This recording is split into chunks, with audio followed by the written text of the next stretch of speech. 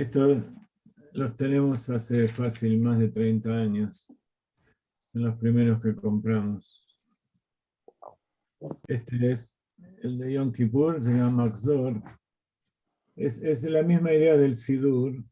También es un Sidur de Rosh Hashanah y Yom Kippur, pero se llama Maxor. Maxor viene de ciclo, el ciclo de las festividades. Entonces, al principio en Rosh Hashanah, el día anterior, hay que hacer lo que se llama Atarat Nedarim. Anulación de las promesas. Sí. Atarat dice así. En el Talmud y en las obras halágicas se explica que la absolución, anulación o invalidación de promesas o juramentos es aplicable únicamente a aquellos que uno se ha impuesto a sí mismo. Como por ejemplo, comeré o no comeré, dormiré o no dormiré, justo de lo que estábamos hablando recién, ¿no es cierto? Sí. Y otras promesas parecidas.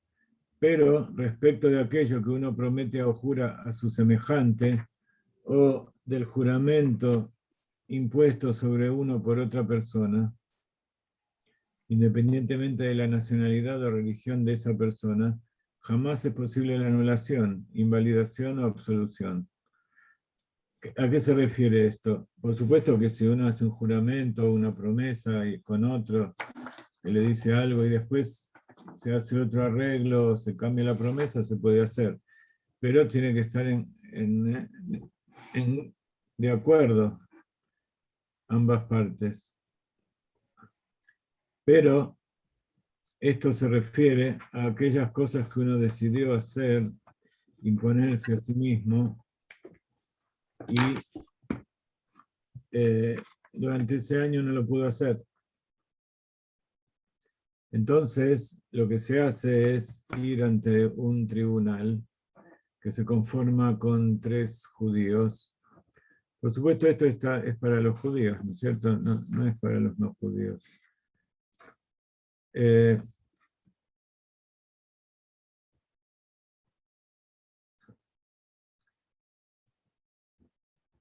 Se hace un grupo de por lo menos 3 personas. Nosotros lo hacemos en la plegaria de Shaharit del Erev Rosh Hashanah. Entonces el día anterior a Rosh Hashanah, o mejor dicho, la mañana de la noche de Rosh Hashanah, después que se termina la plegaria de Shaharit, se reúnen en una mesa por lo menos 10 personas, y si hay mucha gente se hacen varios grupos. Entonces cada uno se levanta y declara ante todos los presentes,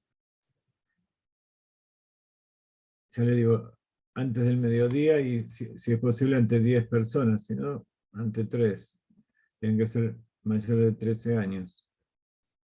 Entonces se dice: escuchad, por favor, señores míos, jueces expertos.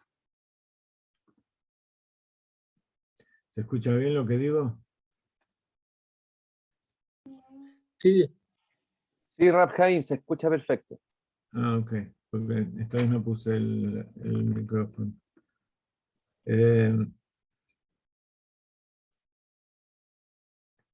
Toda promesa, juramento o prohibición, inclusive una prohibición de obtener beneficios que me haya impuesto a mí mismo o hacia otros, que yo voy a hacer por otros o que yo voy a hacer respecto a mi vida, mediante cualquier término de prohibición o cualquier pronunciamiento, etcétera, etcétera. Entonces es toda una gran declaración. Dice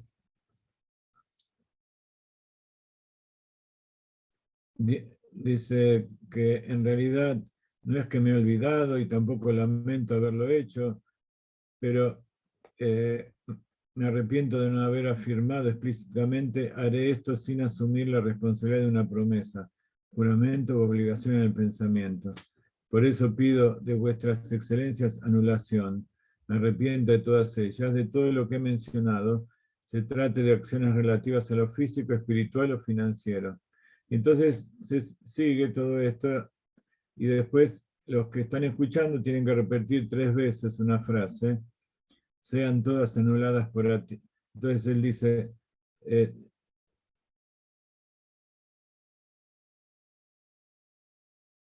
ahora, de acuerdo con la ley, aquel que se arrepiente de sus promesas y procura anulación debe declarar la particularidad de la promesa. Sabed, empero, señores míos, que son muchas y es imposible especificarlas, y no solicito la anulación de aquellas promesas que no pueden ser anuladas, por ello considerarlas como si las hubiera especificado. Entonces no dice exactamente, no hace falta decir qué, pero todas aquellas promesas que entran dentro de esta categoría, entonces los otros dicen, sean todas anuladas para ti, todas absueltas para ti, todas permitidas a ti. No hay aquí promesa, ni juramento, ni previsión, ni convenio, ni obligación de pensamiento. Hay aquí, en cambio, perdón, disculpa y expiación, así como nosotros concedemos anulación en el tribunal de aquí abajo, de la misma manera sean anuladas en el tribunal celestial.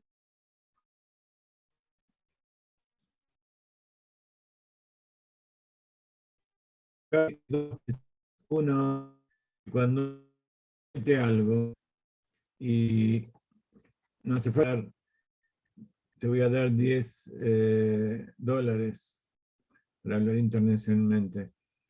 O mañana voy a encontrarme con vos a las 7 de la mañana. O cualquier otra cosa. O te voy a mandar un email con todos los datos que necesitamos para... Todas esas son promesas que uno hizo con el otro. O puedo decir, bueno, a partir de mañana voy a levantarme a las 8 de la mañana, no tiene que ver con los demás, es solo conmigo. O a partir de mañana, tal y tal cosa.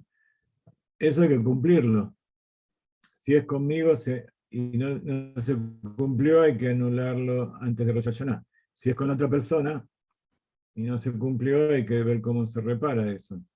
Entonces, para evitar ese tipo de problemas, cuando uno quiere decir al otro que va a hacer algo, incluso consigo mismo, y después no caer en que no lo cumplió, entonces cuando va a decir algo de eso, dice sin promesa. No te prometo, pero voy a hacer esto. Entonces, no es una promesa, no es una... Ahora, por supuesto que si yo le digo, bueno, te voy a devolver mañana tal plata, tengo que devolvérsela. Si le digo sin promesa, quiere decir que si no se la llego a devolver mañana, entonces va a pasar. Pero de todas maneras, se la tengo que devolver. Y de todas maneras, no quiere decir que yo lo digo y ya sé que no lo voy a hacer. No, al contrario, yo tengo la intención firme de que lo voy a hacer. Pero digo sin promesa porque si no lo voy a poder cumplir, después no lo voy a poder reparar. Entonces, esa es una buena práctica para todos, que cuando uno va a decir al otro, por ejemplo, la esposa te dice, necesito que me descuelgues la ropa. Entonces vos le decís, sí, sí, ya voy, ya voy. Y después te olvidaste y ella te dice, uy, me descolgaste la ropa, uy, me olvidé. Entonces, le dijiste que vas a hacer algo y no lo hiciste, le prometiste en vano. Entonces, como la esposa es buena, te perdona, pero de todas maneras eso no significa que en el Tribunal Celestial de lo Alto eso no quede registrado. Entonces, el consejo es que si la esposa te dice, por favor, vení, descolgame la ropa, andá y descolgala. Si le decís, ahora voy, no te prometo, pero ahora voy, seguro que te va a gritar. Entonces anda y descolgarla. Pero, de todas maneras, si es bueno decir sin promesa, porque si que su esposa se va a enojar, también broma, es parte de las relaciones normales de las personas.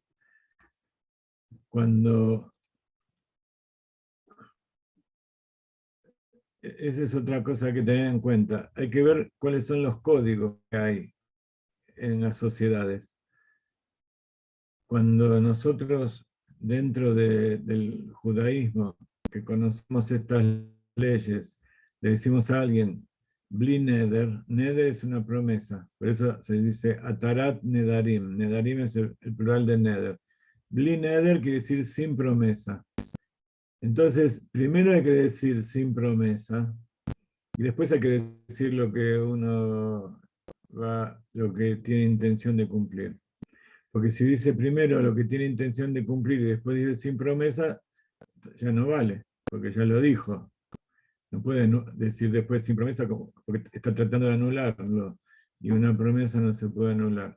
Entonces, primero hay que decir sin promesa, Blineder. Ahora, si estamos en presencia de gente que ya conoce todo esto, entonces es.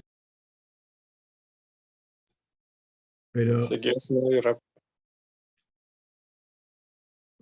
pero si estamos en un lugar donde la gente no entiende ese tipo de cosas, y vos le decís sin promesa, voy a hacer esto, la otra persona dice, ¿qué quiere decir? Ya me estás diciendo que no me lo. Estás hablando sin ninguna intención. Entonces, nuevamente, cuando uno dice algo, tiene que tener la intención de eso que está diciendo. Y se dice sin promesa, es simplemente una formalidad para que después no, si uno se demoró o hubo algún inconveniente que impidió hacer lo que uno estaba seguro que iba a hacer, entonces eso no se transforma en una transgresión. Entonces, esta es la intención de Atarat Nedarim. No quiere decir que yo voy a prometer de todo y después a fin de año, total, lo voy a anular. Aquello que yo lo dije sin intención de hacerlo, no se va a anular. Se va a anular aquello que yo tenía intención y por algún motivo, por fuerza mayor, no se pudo hacer. Nuevamente, esto es para las promesas, esta promesa es para las promesas de uno consigo mismo. Uno decidió hacer algo y se prometió hacer algo. A partir de ahora voy a comer kasher, a partir de ahora voy a cumplir Shabbat, a partir de ahora voy a hacer todo esto.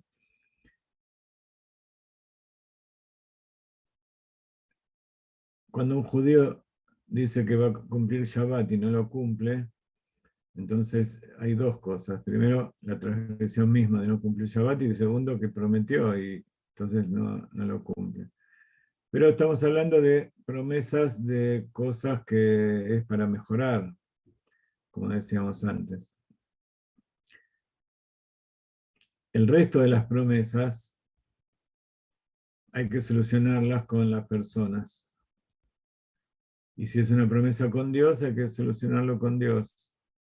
Hay que ver cómo se recompensa a una persona o a Dios, se pide perdón y se reconoce el error y se trata de cumplir aquello que se dijo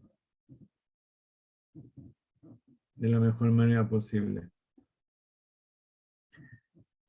Habíamos estudiado con respecto a los preceptos, que los preceptos positivos, eso lo estudiamos en el Tanya. Aquellos que vienen a estudiar Tanya, estamos estudiando la epístola del arrepentimiento y allí habla acerca de cómo se expían los preceptos positivos y los preceptos negativos. Los preceptos positivos, cuando hay una mitzvah, un precepto que uno tenía que cumplir y no lo cumplió, eso no se hizo en el momento, entonces ya se perdió. Lo que uno no hizo un día y lo tiene que hacer el día siguiente, aquella luz que tenía que haber bajado el día anterior no lo hizo. Entonces hay que hacer teshuvá. Pero si transgredió un precepto negativo, hizo algo que no correspondía, entonces Bueno, entonces en los preceptos positivos, si uno hace teshuvá, enseguida es perdonado por Dios. Pero si en un precepto negativo uno hace teshuvá, pero eso todavía no es expiado, no es limpiado, la mancha que se produjo no es limpiada, no es reparada, hasta Yom Kippur. Entonces,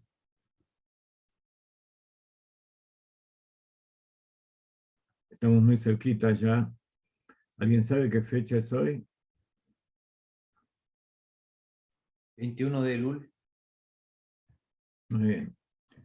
¿Y en hebreo?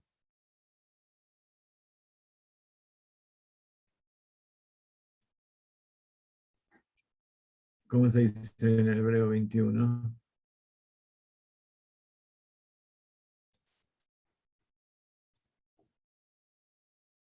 ¿Cuál es la gematria? En letras, ¿cómo se dice 21? Haf Aleph. Muy bien. Entonces hoy es Haf Aleph Elul. Quedan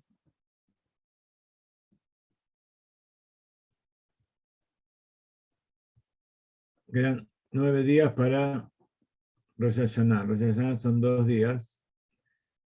Y desde Rosh Hashanah hasta Yom Kippur son 10 días, del 1 al 10. Entonces hay 2 días de Rosh Hashanah y 1 de Yom Kippur, y en el medio hay un Shabbat. Todos esos días, 10 días, se llaman los días tremendos, los Yemim Noraim. Norá quiere decir de mucho temor, de mucho...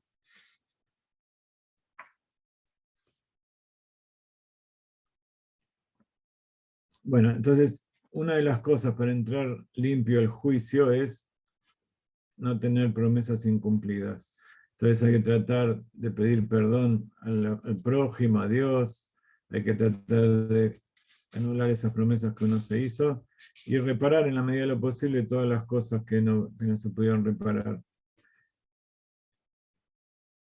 Una vez me preguntaron qué pasa si yo le debía plata a una persona que murió, o hice algo contra esa persona y no tuve la oportunidad de repararlo frente a frente mientras vivía. Entonces hay que ir a la tumba de la persona y pedir perdón, y con 3 testigos. Y en caso de que no se sepa dónde está, o que ya no haya posibilidad de volver a verlo, o no sé dónde está la tumba, no se puede ir, entonces hay que, frente a 3 testigos, también ir y pedir perdón y confesar.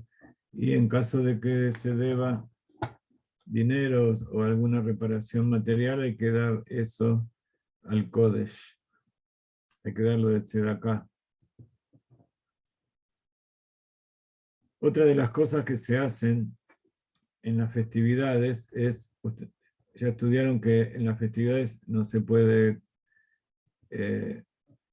encender fuego, no se puede hacer los trabajos de Shabbat, salvo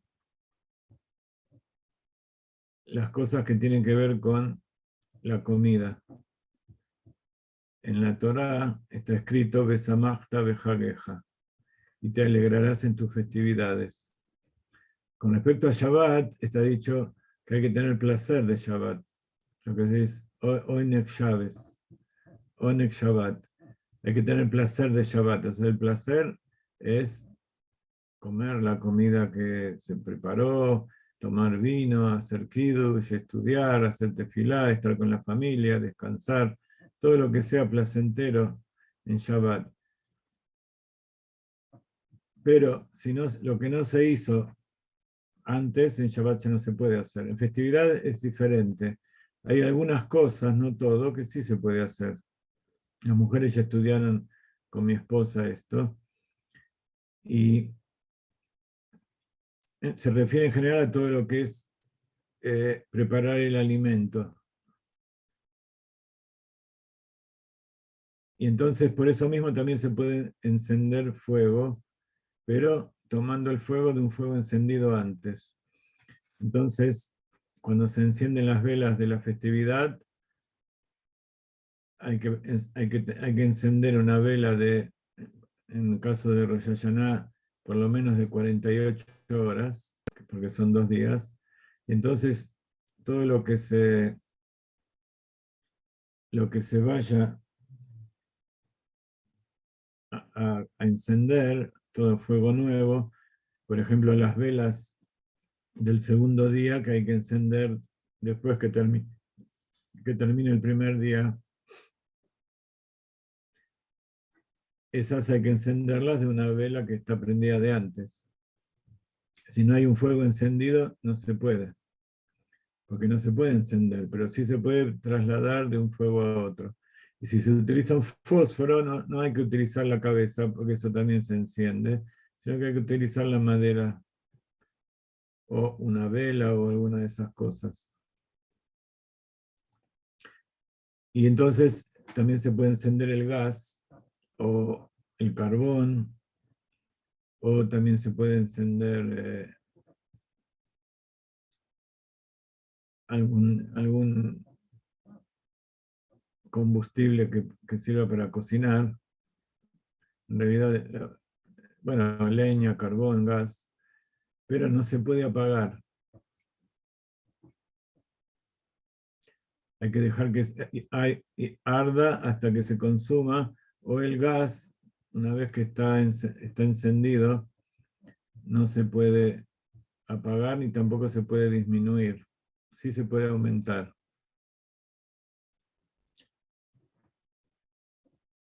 Ese es un ejemplo de una de las tareas que se puede realizar en las festividades diferentes de Shabbat. Otra de las cosas es cargar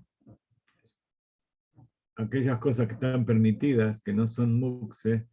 Mukse quiere decir todas aquellas cosas que no tienen una función en Shabbat o en la festividad. Entonces, también hay 2 categorías que directamente no se puede tocar,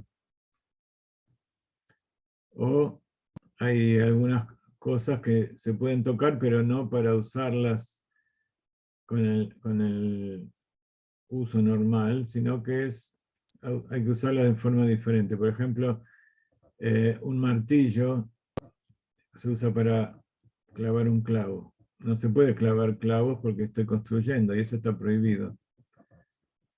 Entonces, si yo quiero romper una nuez, puedo tomar un martillo y romper la nuez, pero no lo puedo usar en Shabbat, por ejemplo, no lo puedo usar para la tarea para la cual fue hecha, ya sea dar un martillazo en la pared y romper algo, o clavar un clavo, o cualquier otra cosa para la cual fue hecho el martillo. Pero si yo lo utilizo para comer, para hacer algo que me sirva para comer, entonces se puede. Entonces, les doy 2 ejemplos de algunas de las cosas que se puede hacer en Shabbat, en la festividad. En Shabbat no se puede cortar el cuello de un animal para degollarlo, no se puede cortar cuero, no se puede matar animales, y tampoco tendría ninguna finalidad porque no se puede cocinar, entonces tampoco lo puedo comer. Pero, por ejemplo, en Shabbat, en fiesta, si necesito comer y tengo que preparar carne y no tengo, se puede degollar el animal y hacer el proceso para tener carne y poder comer. Pero no es lo aconsejable, siempre hay que tratar de hacerlo antes. Hay que tratar de que esté listo. Cuando una festividad cae antes de Shabbat, entonces ese día yo voy a tener que preparar alguna cosa para Shabbat. Pero como hay una ley que dice que no se puede hacer algo en un día festivo para otro día festivo o para Shabbat, entonces se hace lo que se llama Eruv Tavshilin. Erub quiere decir un cerco. Ustedes a lo mejor escucharon hablar de lo que es el Erub del territorio.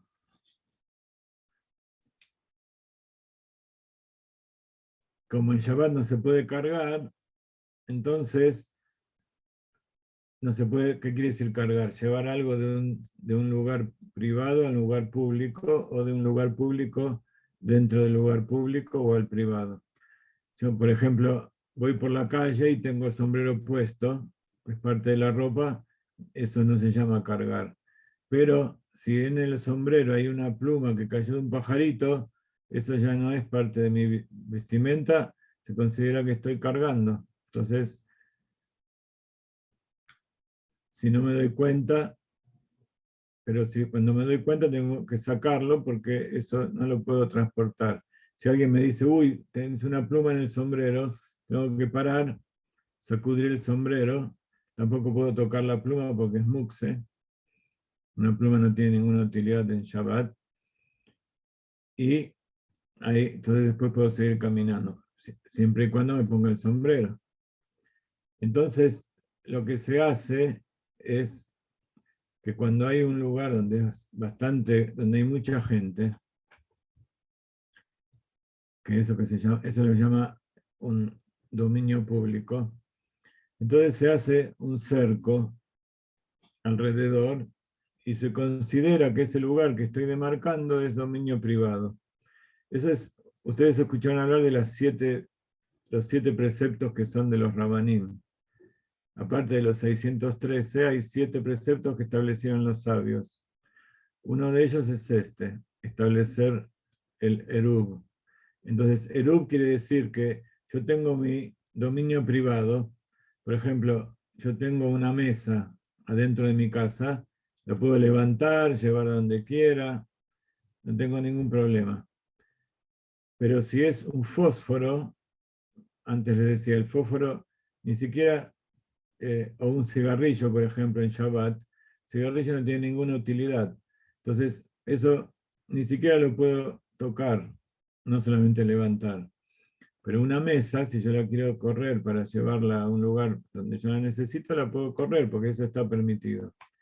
La puedo cargar y levantar. Pero nunca puedo sacarla de mi casa. Entonces, hay veces que uno tiene que ir al Beit HaKnesset y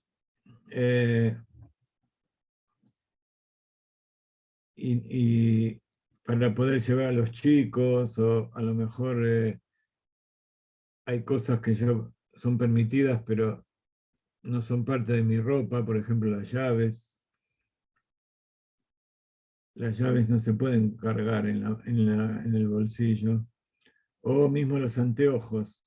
Cuando los anteojos son solo para leer y no son para fijos, si son fijos es parte de mi vestimenta. Si son para leer, entonces yo no voy a estar mirando, cuando voy por la calle mirando afuera con los anteojos para leer.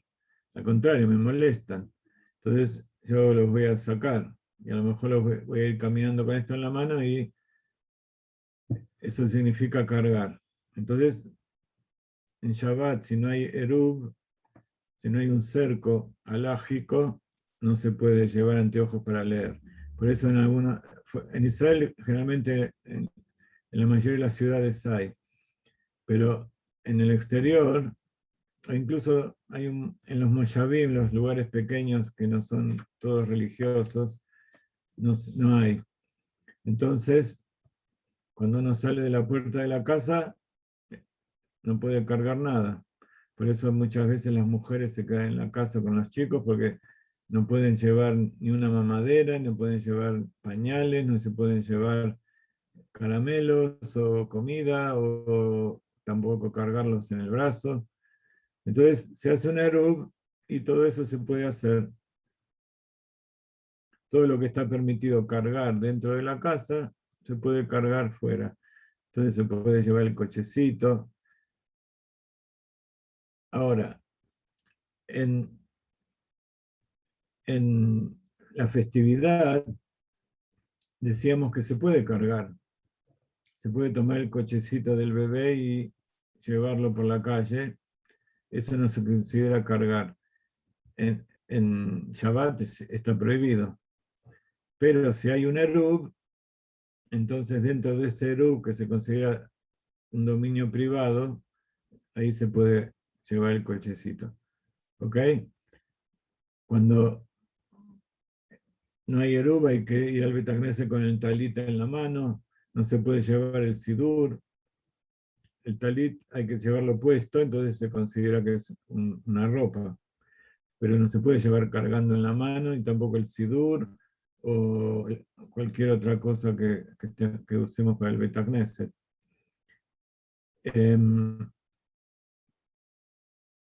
Todo esto se los expliqué porque hay un concepto parecido con respecto a la comida. No se puede hacer ningún trabajo en un día festivo que sea para el día siguiente. Ya sea el día siguiente, Shabbat, o como este caso de Rosh Hashanah, que son 2 días, es un día para el otro. Entonces, si yo tengo un día festivo y al día siguiente tenemos que comer de nuevo, tenemos que encender las velas de nuevo, no puedo preparar nada antes para el día siguiente. Entonces, por ejemplo, con las velas, hay que esperar a que termine la festividad y ahí preparar las velas para encender. Y las bendiciones, todo eso se dice después. Preparar la mesa, preparar ensaladas, comida, todo eso no se puede hacer. Ahora, para que yo de un día al día siguiente lo pueda hacer, entonces hago lo que se llama un Eruv Tavshilin. Es el mismo concepto del cerco físico, pero con respecto a la preparación de alimentos. Entonces, dice así: cuando la festividad acaece en jueves y viernes, o en viernes y Shabbat, el día anterior a la festividad debe hacerse un Eruv Tavshilin, es decir, debe tomarse pan preparado para Shabbat, así como una comida cocida que se tiene en alta estima, como por ejemplo carne o pescado, pasarla a manos de otra persona, mediante lo cual se concede participación en este Eruv a toda la comunidad. Entonces, es como que todo eso que yo cociné el día viernes, por ejemplo, perdón, el día anterior a la festividad, si es una festividad y el día siguiente que cae en viernes y después viene Shabbat, entonces el jueves, antes de encender las velas, se toma un pan y un huevo, un pedazo de pescado, carne, y se lo entrega a otra persona. Y entonces eso que se le entregó, esa persona lo guarda para el día, para comer al final del Shabbat. Entonces es como si que todo lo que yo hago desde ese momento en adelante, incluyendo el día de la festividad, es como si yo lo estuviera haciendo todo continuo. Me estoy preparando de un día para el otro. Entonces, el viernes, por ejemplo, se pueden preparar comidas, cocinar incluso comidas, para comer en Shabbat. Si no, no se puede. Si no, hay que tenerlo todo listo desde el jueves y ponerlo esperar hasta Shabbat. Pero, por ejemplo, en Shabbat está la costumbre de comer comidas calientes. Entonces, si yo pongo el jueves, antes de que empiece la festividad, algo en la chapa o en el fuego para que se mantenga caliente, y lo voy a comer el sábado a la mañana, el Shabbat, eso ya estuvo 48 horas en el fuego y seguramente va a estar bastante negrito, bastante recocinado. Entonces, con este Erub, yo el viernes, antes de que empiece Shabbat, voy a poder cocinar, voy a poder preparar comida. Si preparo para la misma festividad, puedo preparar el doble, así me queda para Shabbat. Y también, antes de que empiece Shabbat, poner una olla con agua y poner la comida, cocinarla, si es necesario, o simplemente tomarla de la heladera que ya está cocinada y ponerla en el fuego para que se caliente, cosa que en Shabbat no se puede hacer. Siempre hay que ponerlo eso antes de que empiece Shabbat. Entonces, eso lo llama Erub Tabshilin.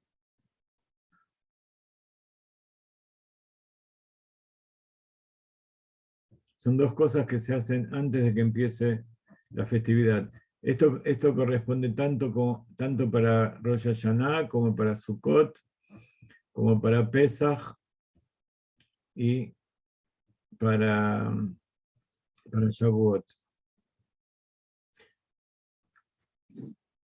¿Ok?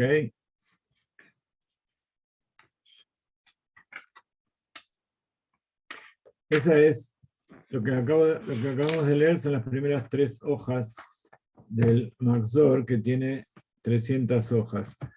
Todo lo demás son las plegarias. Las plegarias son muy parecidas a las que tiene el Sidur. Primero hay que decir las plegarias de la mañana, después los korbanot, todos los estudios, todo eso es muy parecido. Y después la plegaria de la noche. La plegaria de Minjá se hace justo antes de empezar Rosh Hashanah, porque se continúa después con la plegaria de Ma'ariv.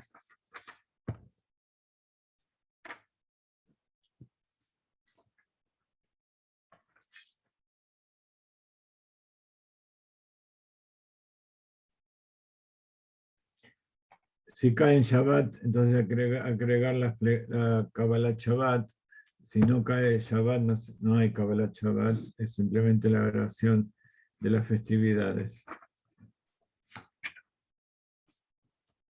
Y bueno, entonces en el Maxor están todas las plegarias, es más largo que las plegarias normales de Shabbat o de la semana.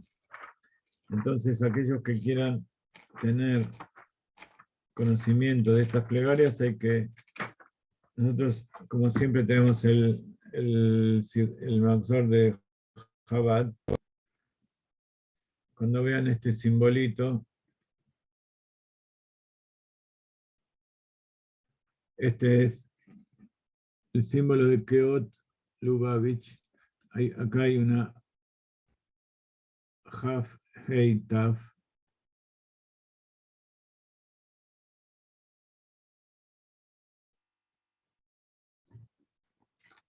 Esa es la editorial que hay en Buenos Aires. Kuf Hei Taf Keat Lubavitch, que quiere decir Karnei Od Torah, los rayos de gloria de la Torah. Por supuesto, editorial Lubavitch. Ustedes deben conocer. Y después hay otro parecido que es para Yom Kippur. Este es Yom Kippur, que también uno tiene esto y sabe todo lo que tiene que hacer desde la tarde previa a Yom Kippur, la noche de Yom Kippur, el día, la tarde y todas las plegarias. Durante la semana hay 3 plegarias diarias. Los días comunes. Ma'ariv, que es a la noche, Shaharit a la mañana y Minjá a la tarde. En las festividades y también en Rosh Hodesh, el primero del mes, hay 4 plegarias, porque se agrega otra más que se llama Musaf. Una plegaria agregada que ustedes saben que las plegarias fueron establecidas en reemplazo de las korbanot, de todo el servicio que se hacía en el templo. Entonces había korbanot que se hacían a la mañana, otros a la tarde, y en las festividades había un sacrificio agregado, esa es la palabra musaf, viene de leosif, agregar. En Shabbat hay una plegaria más, o sea, 4 a la noche y 2 a la mañana y 1 a la tarde. En Rosh Hodesh también hay musaf, entonces son 4. En las festividades, Rosh Hashanah, Shavuot, Sukkot, Pesach, hay 4. Hay una plegaria agregada correspondiente a los sacrificios extras que se hacían en esas fechas. Y en Yom Kippur hay 5. Hay una que es a la noche de Yom Kippur. Después al día siguiente a la mañana hay Shaharit, la plegaria de la mañana. Después está la plegaria de Musaf, que es correspondiente al grado especial de Yom Kippur. Después está la plegaria de Minjá, que es la plegaria de la tarde, como siempre. Y después está la última plegaria que se llama Neilá. Neilá viene de la palabra Naul, que quiere decir cerrado. Es la plegaria con la cual está dicho que durante todo Yom Kippur están abiertos los portales de Hashem, y todo aquel que quiere acercarse es recibido. Y cuando termina la plegaria del Yom Kippur, termina ya en la puesta del sol, allí se cierran las puertas. Por eso esta plegaria se llama plegaria de Neilá, plegaria de poner el candado. Y se termina el asunto. En Yom Kippur hay otros asuntos también que hay que hacer. Todo esto que estamos hablando, ustedes saben cuándo es Rosh Hashanah. Es ya la semana que viene.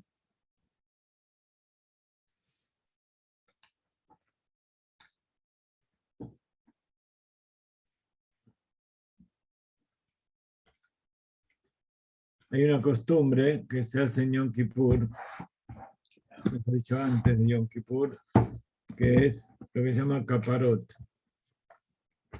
No sé si leyeron alguna vez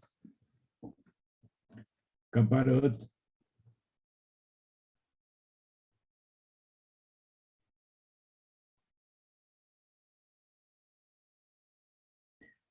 Todo esto de caparot está, si lo quieren, está en el sitio de Chabad Lubavitch, y nosotros siempre lo publicamos antes de la fecha. Y generalmente se realiza con un ave, se toma el ave y se dice una oración y se pasa 3 veces por la cabeza, y con la intención de que esa ave después va a ser sacrificada. Y entonces uno tiene que pensar que eso no es que el ave está haciendo expiación por uno mismo, sino que esa ave está sufriendo lo que uno debería sufrir por los pecados que cometió. Entonces hay que hacerlo con la intención de identificarse con esa ave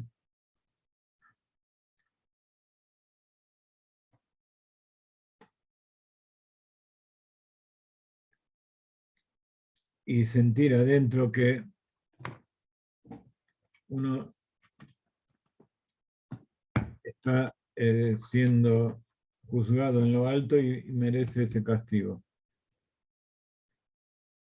En nuestra época se sigue haciendo esto con aves, pero también cuando no se puede hacer, se hace con dinero. Entonces, en vez de tomar el ave, se toma el dinero y se pasa por la cabeza.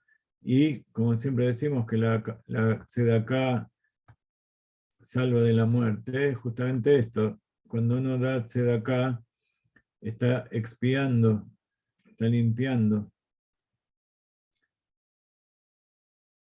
aquellos pecados que uno tiene. Es como dar un sacrificio, porque el dinero que uno tiene lo obtuvo con el esfuerzo del cuerpo, de la mente. Es como que uno trabajó y consumió la energía de su cuerpo. Es un poco como que el animal que se ofrenda en el altar es consumido por el fuego.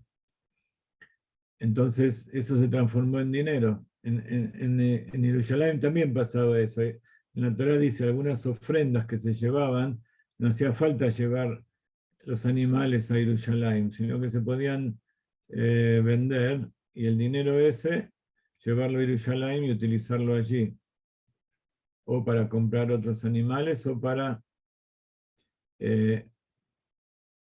dar de tzedaká o comprar cosas para disfrutar, etcétera, etcétera, depende de qué tipo de sacrificio era, de qué tipo de ofrenda.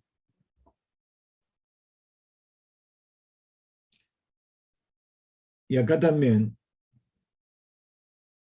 todo lo que nosotros hacemos es para elevar el mundo, para elevar la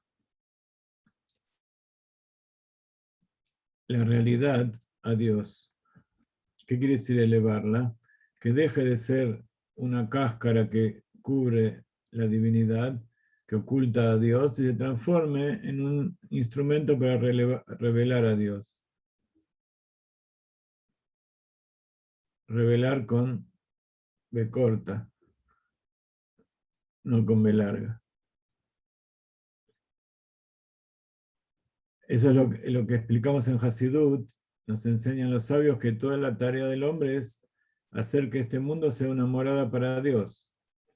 Él creó este mundo para vivir junto con toda la creación, con todas sus criaturas. ¿Qué quiere decir vivir? Que pueda, así como Él vive, existe infinitamente en todos los mundos, en todos lados donde está, Él también vive y existe aquí. Como decimos, Melech Hay Bekayam, un rey vivo y existente. Pero nosotros no lo vemos acá. Entonces, ¿por qué no lo vemos? Porque se oculta dentro de la naturaleza. La naturaleza son las klipot. Nuestro trabajo es refinar el mundo, que significa hacer que esas klipot dejen de ser un instrumento para ocultar, como la cáscara que oculta el fruto, y que sean un instrumento para revelar. Entonces la cáscara, cuando contiene el fruto, le sirve para que el fruto adentro se desarrolle y madure.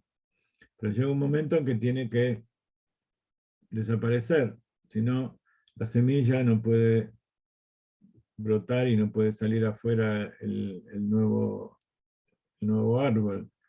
Y así también, esa semilla que hay en todas las cosas es lo que se llama la chispa de divinidad en cada punto de la creación. Está oculta dentro de las fuerzas de la naturaleza, pero todo eso es, como demostró Einstein y demostraron todos los sabios de la ciencia, es nada más que una visión, es una ilusión a nuestros ojos, no es real. Todo lo que vemos es nada más que una luz que es creada y es una realidad virtual. Nunca, como en nuestra generación, se entendió lo que es una realidad virtual. Yo, por ejemplo, ustedes en este momento me están viendo a mí, pero es mentira, no me ven a mí. Ven nada más que algunos puntitos de colores que hay en la pantalla. Pero, ¿qué están diciendo? Yo estoy hablando y dicen, uy, estoy escuchando al rap. No, tampoco me están escuchando a mí, están escuchando sonidos que salen del hard disk y del internet y que viajan por los aires. ¿Y qué es lo que ven? Lo que la cámara que hay en mi computadora capta de la luz que sale de mí. O sea, lo que entra en la computadora tampoco soy yo. Y si vamos más todavía, el cuerpo que ustedes ven, en realidad tampoco soy yo. El verdadero yo es aquello que no se ve. Ni siquiera yo lo veo con mis ojos. Entonces, eso nos sirve para entender qué es la realidad y qué es Dios. Todo lo que nosotros pensamos que es Dios, no es. Dios está más separado de nuestro entendimiento que lo que nosotros podríamos imaginar. Pero a su vez, está dentro de la esencia de cada una de las cosas. Entonces, eso es lo que se llama el pecado del Etz Adat Tov Berra.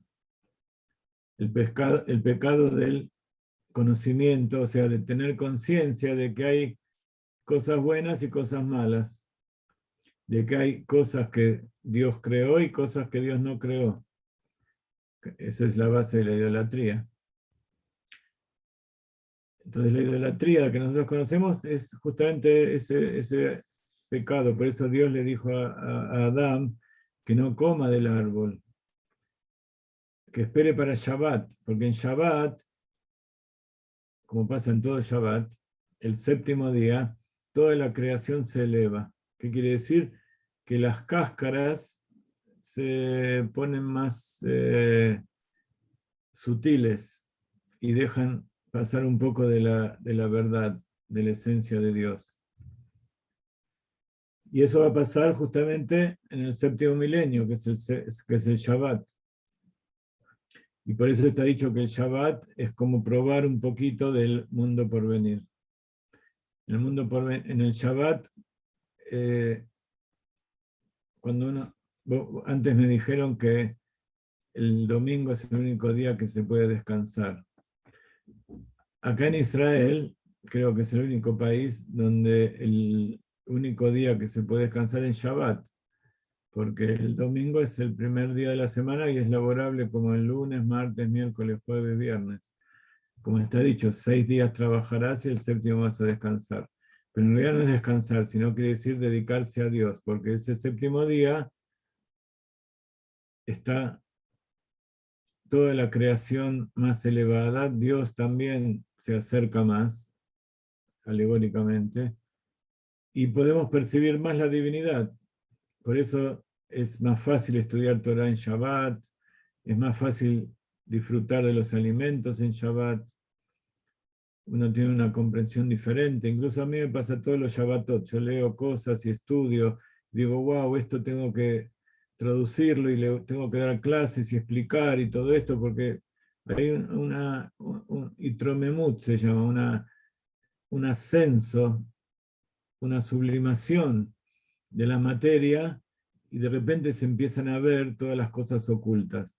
Termina Shabbat y ya uno está metido en las cosas de este mundo y todas esas ideas grandiosas que había en Shabbat son más difíciles de concretar. En Shabbat uno se conecta con Binah, más fácil conectarse con Binah. No, en Hasidut no hablamos en ese lenguaje. ¿Qué quiere decir conectarse con Binah? Lo que sucede es que todas las sefirot se elevan. ¿Qué quiere decir se elevan? Que se interconectan entre ellas y se conectan con los mundos superiores y con su raíz. Es como cuando uno tiene una cadena y tira el eslabón de arriba y todo sube. Conectarse con Binah quiere decir que el entendimiento es superior. Uno entiende las cosas tal como deben ser o más en profundidad. Binah es interconexión. Binah es tomar una idea que es teórica, que es ideal, y empezar a ver sus detalles y comprenderla, desmenuzarla y en base a eso entender de qué se trata. Pero conectarse con Binah no alcanza, hay que conectarse con todas las sefirot. Claro, sí, Porque está mal dicho. Sí. no, no está mal dicho, está bien. Solamente quiero aclarar para que no quede solamente como una frase, Sí. como dice la gente, hoy estoy maljuteado, me dicen.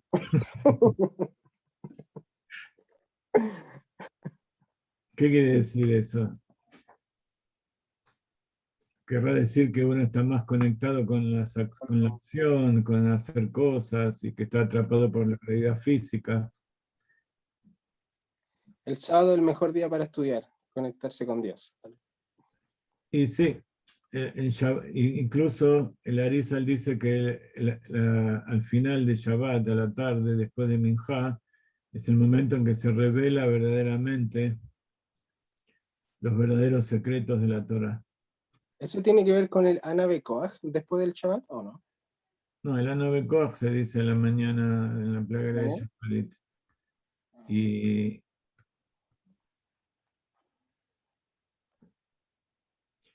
yo, Genial. yo les quiero aclarar, yo no soy cabalista y conectarse con el Ana Bekoach no me dice demasiado. A lo mejor el Rab Ginsburg podría interpretar, seguro te podría dar muchas explicaciones sobre estos asuntos, pero de todas maneras en nuestra generación estamos tan desconectados de lo espiritual y del verdadero significado de las cosas, porque no hay que dejar de entender que las palabras y sobre todo los códigos cabalísticos son eso, son códigos que representan otra cosa. Entonces, así como las palabras, hay que ponerse de acuerdo para que lo que yo estoy diciendo para vos signifique lo mismo. Eso es imposible.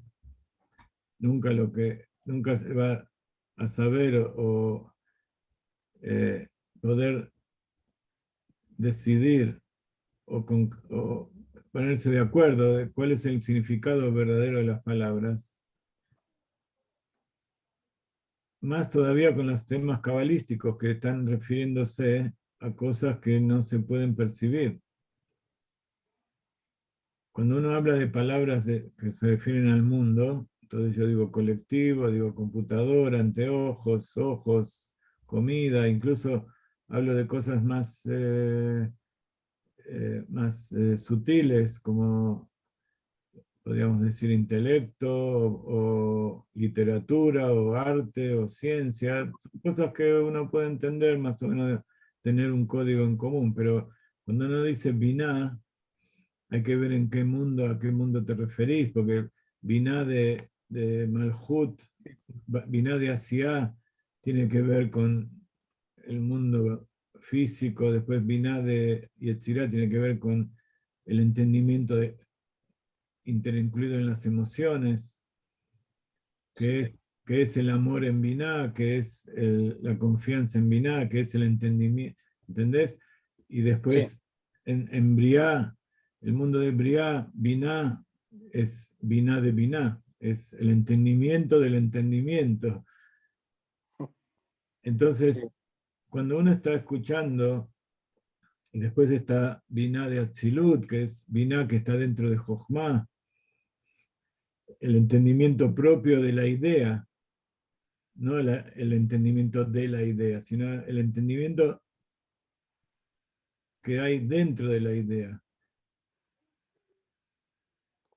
Y Como la después raíz de la idea, ¿o no? la raíz de la idea. No, el biná de Jochma es,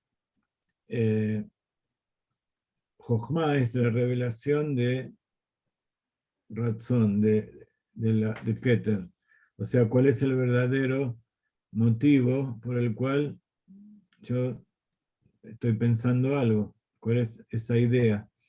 Por ejemplo, yo tengo una idea de construir un auto. ¿Por qué? Porque quiero moverme. ¿Qué es un auto? Un medio de transporte. Necesito ir de un lado al otro. Entonces, la idea es tener un medio de transporte. Y Binah, dentro de eso, es cuál es el motivo por el cual yo quiero un medio de transporte. Sí, En cambio, la sefirá misma de Binah, cuando esa idea entra en Binah, eso es el otro lado. ¿Cómo yo hago ese auto para que me sirva para la idea? Si yo quiero un auto, o un avión, o un helicóptero, o, o un auto que sirva para llevar adentro comida, o que lleve transporte gente. Por eso hay Binah de Jochma y Jochma de Binah. Entonces, conectarse con Binah tiene infinitas posibilidades.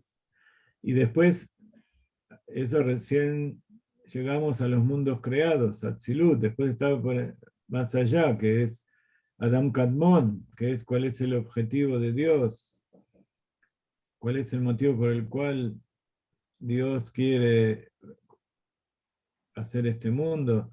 Y después está por encima de Adam Kadmon, está lo que está por encima de los mundos. ¿Qué quiere decir por encima de los mundos? Hay dos niveles por encima de los mundos. Hay uno que preparó Dios antes de crear, para crear los mundos.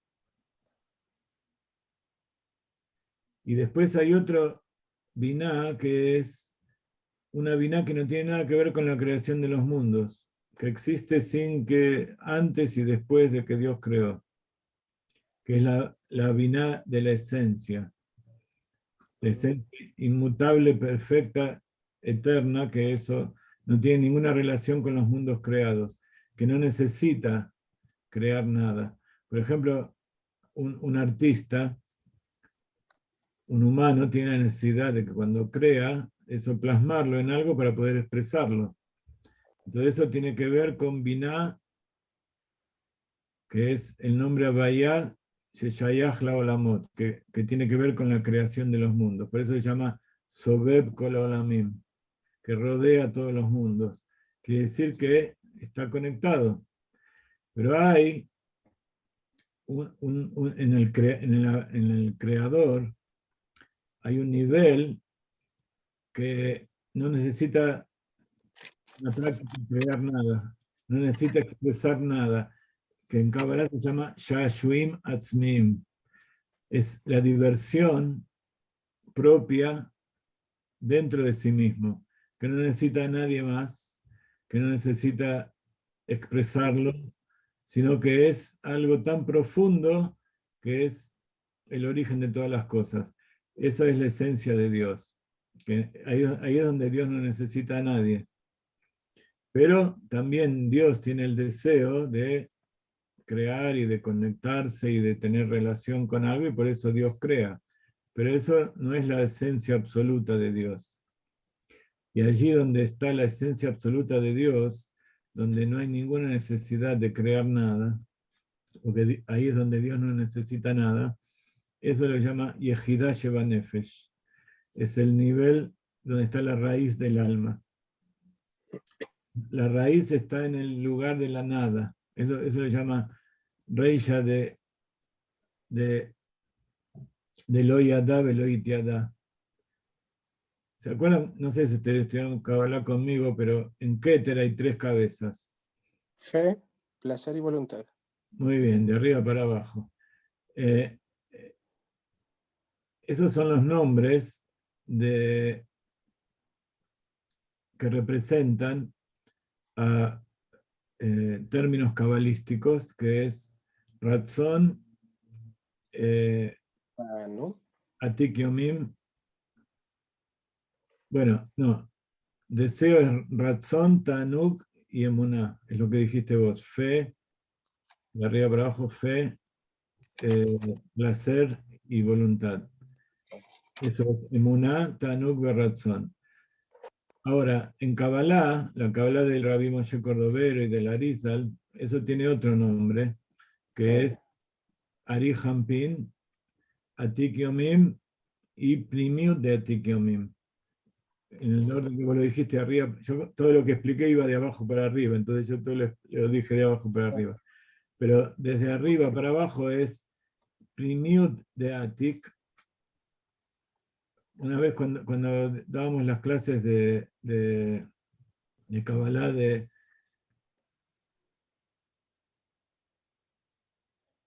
Arizal, explicamos que Atik es como el ático.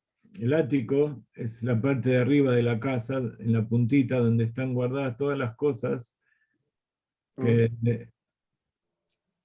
que antes eran lo principal y ahora están guardadas ahí arriba y que la mayoría de la gente no los conoce.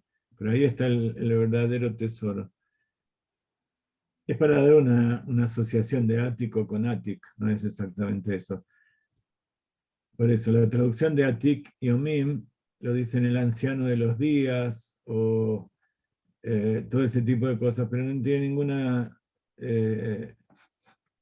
relación la traducción. Es nada más que un código para explicar algo que hay que, para designar a algo que, como yo digo, un colectivo. Si nadie vio lo que es un medio de transporte, o lo llama, en México lo llaman camión. Si yo digo colectivo, nadie va a saber que es un medio de transporte donde la gente entra y paga y entonces hay que explicar que es un colectivo. Lo mismo pasa con Atik Yomim. Si yo digo Atik Yomim, o el anciano de los días, la gente piensa que es un ser humano, o que es un viejito con barba. Pero no tiene nada que ver con eso. Se refiere a esto que dijimos recién. La esencia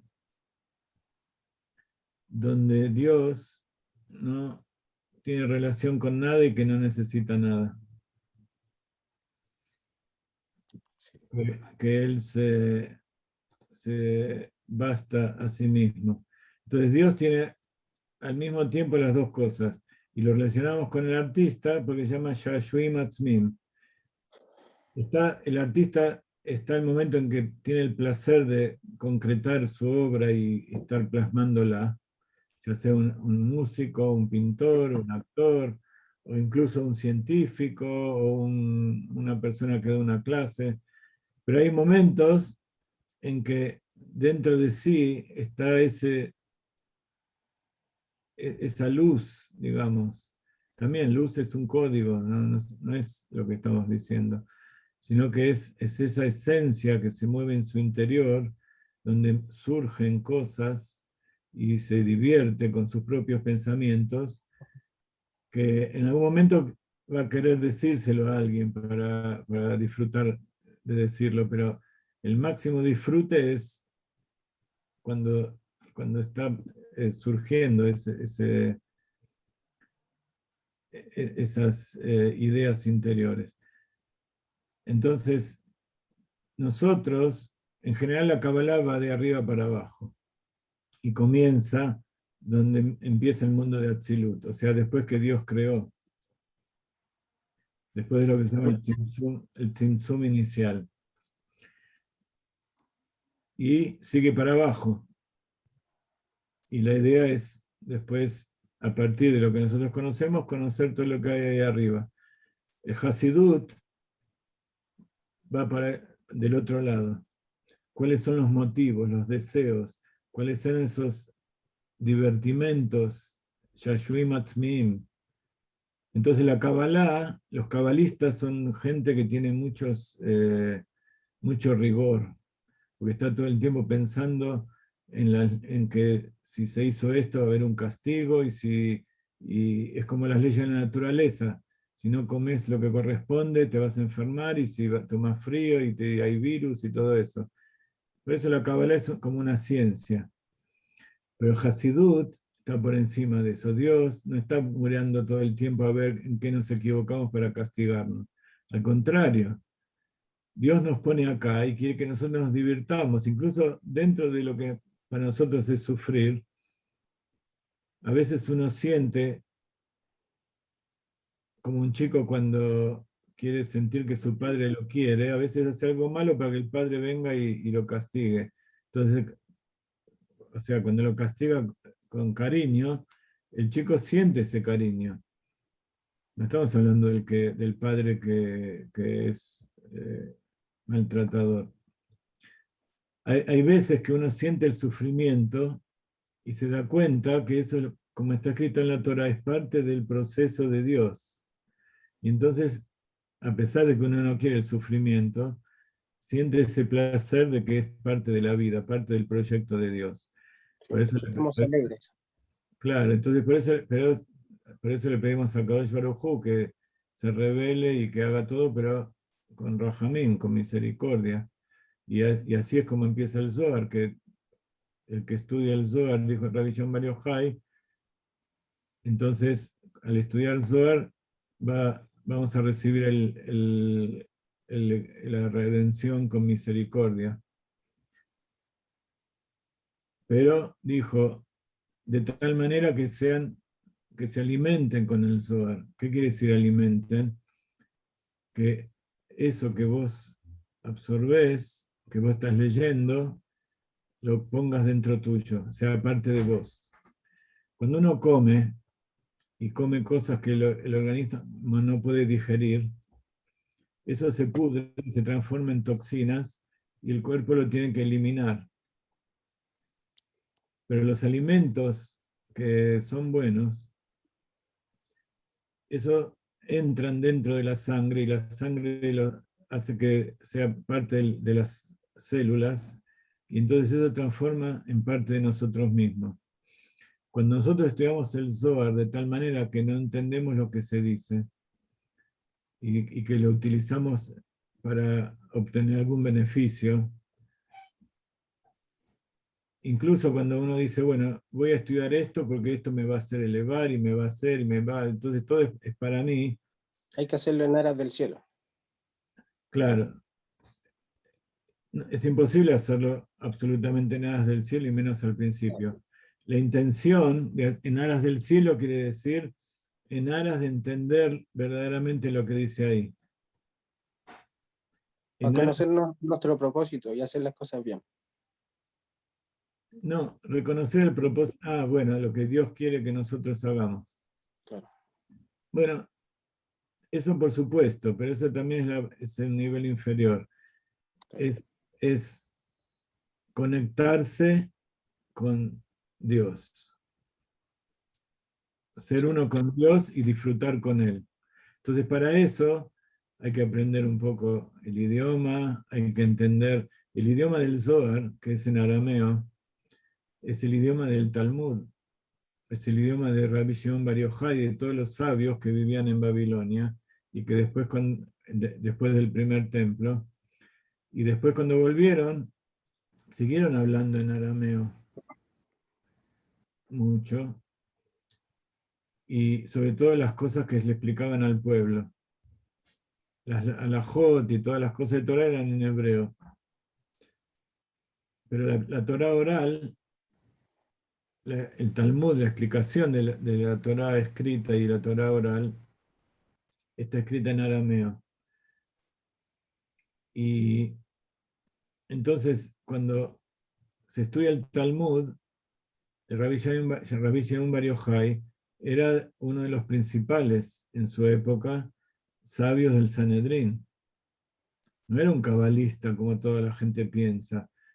Él, durante toda su vida, era parte del Sanedrín y se ocupó de cumplir los preceptos y eran parte de los legisladores que determinaban cómo tenían que cumplirse los preceptos y todas las leyes de la Torá. Y también parte del juicio, era alumno de Rabbi Akiva, que Rabbi Akiva es el principal, así como Moshe es de la Torá escrita, Rabbi Akiva es la cabeza de la Torá oral. Y de ahí salió Rabbi Shimon Bar Yochai. Y por el mérito, ya cuando era grande y tenía el hijo mayor, por el mérito de ir en contra de los romanos que querían hacer que el pueblo de Israel deje la Torá y deje a Dios y que se aferre a la ciencia y a la naturaleza y al materialismo, fue perseguido Y por el mérito ese de querer seguir haciendo, cumpliendo los preceptos y que el pueblo de Israel siga cumpliendo los preceptos, él recibió la revelación de los secretos de eso que él había estudiado. No es al revés. No hay que equivocarse con lo que pasa en nuestra época, que en nuestra época entramos a la Torá a través de los secretos. Entonces, es lo que acabo de decir, cuando uno estudia el Zohar, ve que está separado de acuerdo a la perashá de la Torá, de cada semana. Y también está de acuerdo, hay enseñanzas sobre las letras, sobre las palabras, hay enseñanzas sobre las leyes, sobre los salmos, sobre el libro de Shlomo Amelech, sobre los profetas. Entonces, cuando uno quiere entender el Zohar, no le alcanza con que venga uno y le haga dibujitos de letras o le haga dibujitos de la Sefirot, porque eso es como, por ejemplo, yo quiero construir una casa y viene un arquitecto y me da un plano. Y si yo no sé arquitectura, para mí eso es chino, no me sirve para nada. Me dice, sí, tenés que poner un ladrillo acá y después tenés que... Entonces yo voy a hacer algo que directamente ni siquiera se va a levantar, no va a tener tiempo de caerse porque ni siquiera se va a levantar. Entonces el Zohar es el plano que después durante 2000 años se fue desarrollando más todavía a través de todos los grandes sabios hasta hoy en día, que Baruch Hashem nosotros estamos en presencia, es un mérito tan impresionante que yo a veces no entiendo por qué yo soy el encargado de transmitir las enseñanzas del Rav Ginsburg en castellano, porque yo no sé nada de todo eso. A lo sumo a los 35 años empecé a estudiar hebreo, yo antes no sabía nada, ni de mitzvot, ni de hebreo, ni nada. De todas maneras, no es decisión del Rab solamente, es decisión de Akadosh Baruj Hu que pase esto. Y si salió mal es porque quiere decir que no tiene que ser revelado todavía, pero yo pienso que sí tiene que ser revelado. Entonces, yo todo esto estoy hablando para que entiendan cuál es el impulso que tenemos cuando nos enfrentamos a la creación de Dios. Porque cuando yo estudiaba ciencia, bioquímica, también me pasaba lo mismo. Toda la parte práctica de cómo se hacía una reacción química o un análisis de sangre y todo eso, eso en realidad no era lo que me atraía. Y lo tuve que hacer porque era parte de la profesión y había que vivir de algo, pero lo que me atrajo siempre fue lo que había dentro de esas reacciones químicas y por eso después cuando estudié el Torah vi la relación que había entre el secreto de la fotosíntesis y el secreto de, como dice el Tanya, que Dios, la luz del sol se inviste en este mundo dentro de las hojas y así es como Dios, la luz de Dios, hace que existan los mundos. Entonces, la ciencia también es una parábola. Wow, ya me pasé media hora más. Otra vez. Entonces, estudiar Kabbalah significa que te lleva a querer cumplir los preceptos y te lleva a querer estudiar más la Torá y entender lo que dice la Torá. Porque si no, todas las demás cosas del Zohar no tienen ningún sentido. Y eso es lo que se llama separar. Cuando se separa la Torá escrita de la Torá oral, o sea, el texto de la Torá escrita con el cumplimiento de las leyes de la Torá oral, el Talmud, la Mishnah, y se separa la parte revelada con la parte oculta, o sea, dicen, esto solamente la Kabbalah. Todo es uno. Entonces está separado, claro, entonces como eso es Dios, es la voluntad de Dios, está separando a Dios, eso se llama mancillar el nombre de Dios, está separando Yud Kei Vav Kei. Y como ven, todas estas cosas necesitan una explicación profunda y que cada uno a su vez obtenga su propia explicación y su propia iniciativa de todo esto. Sí. Bueno, Entonces, todo este cumplimiento de las leyes y de todo el estudio judaísmo que estamos haciendo es para que, en definitiva, no sea un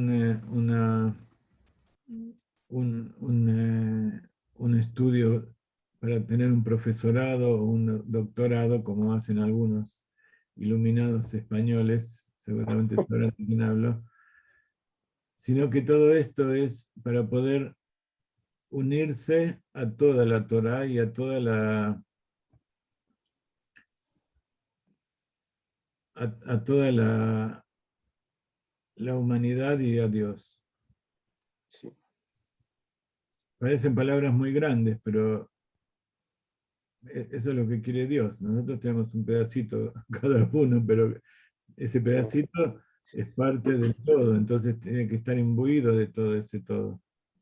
Bueno, gracias por dejarme sacar un poco de esos Yashuim Atzmim que hay dentro mío, y espero que los haya impulsado, los haya calentado como me calentó a mí. Baruch Hashem, parecía como que tengo corona y que estaba medio sin aire y cansado y dormido, pero parece que esto me está matando los virus. Interesante. Veo que los de Colombia llegaron tarde. Bueno, por suerte esta vez me acordé de grabarlo, así que yo voy a subir la charla esta a YouTube y la voy a poner oculto porque no quiero que todo esto, a lo mejor la última parte que no hablamos de la Salahot, puede ser que lo ponga en general. Vamos a ver. Gracias entonces nuevamente por estar con nosotros. La Tzedaká salva de la muerte, grande la Tzedaká que trae la redención. Y hay gente que necesita ayuda, hay Gerim y hay gente de Sudamérica que vino a vivir acá a Israel, necesita ayuda para las fiestas, así que todos los que puedan ayudar, a pesar de que aparentemente es otro nivel de lo que estamos hablando, pero es exactamente lo mismo. Es lo que decíamos antes, es maljutear todo el Atzilut y todo el Keter, llevarlo a la acción. Shavua Tov, Ktiva Bejatima Tová, y espero que todos los proyectos que estamos a punto de concretar y con gente que está comprometida y empecinada en que todas estas cosas lleguen a todo el mundo en castellano, a Kadosh Baruj Hu les dé bendición y se concreten todos esos deseos. Y Marcos está trabajando duro y con proyectos que todos tenemos que apoyar. Así que gracias a todos, bendiciones. Muchas gracias. Además de Bejatima Tová. Amén. Gracias, Rabino. Chau a todos, amigos. Chao a todos.